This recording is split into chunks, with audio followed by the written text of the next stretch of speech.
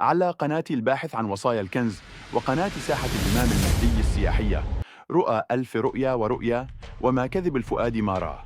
رؤى الباحث عن وصايا الكنز حامل المبشرات المهدية، يروي علينا من رؤاه الصادقة مآربا، كما مآرب عصا موسى عليه السلام في زمانه هي مآرب الرؤى الصالحة في زماننا. هذا يرؤيها لنا الباحث عن وصايا الكنز، حامل المبشرات المهدية، حامل ألف رؤيا ورؤيا إضعافا كما تلقاها من المولى عز وجل.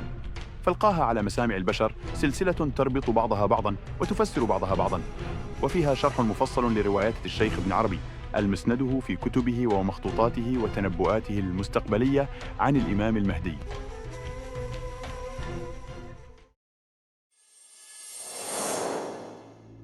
هو الشهيد الحي، الشاهد الغائب، الشريد الحاضر، الطريد الظاهر، سجين النفس، الحر في حبس، كلما اقترب ابتعد وكلما ابتعد اقترب. هو بين أهله الوحيد المغترب، العابد المحتجب، يهاجر لربه في سره وتحتار في أمره. ظاهره من أهل الشمال، باطنه اليمين، سمح الخصال، غضوب سريع الفي، لماح عميق، وسيم أنيق، يتعلم بلا معلم، صامت متكلم، يصرخ في صمت لا يهرمه الوقت، فصيح متكلم، لا يهاب الموت وله خسف بلا صوت. إذا خاطبك شدك، وإذا جالسك لا تعد وقتك، وإذا انصرف ارتد في الحنجرة صوتك. شديد البيان، له سحر اللسان، في حروفه ثقل وليس في قوله خلل، له جوامع الكلم، ويتستر برداء الحكمة وسطوة القلم.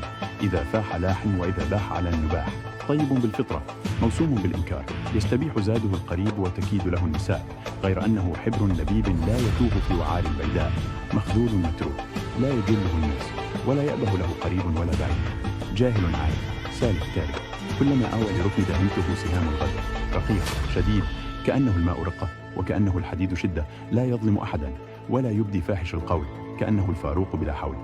كلما وقع قام ويصحو، حين يرقد النيام. يمسي مغلوبا مقهورا، ويغدو غالبا منصورا، يحكم بعلمين ويظهر بالضدين.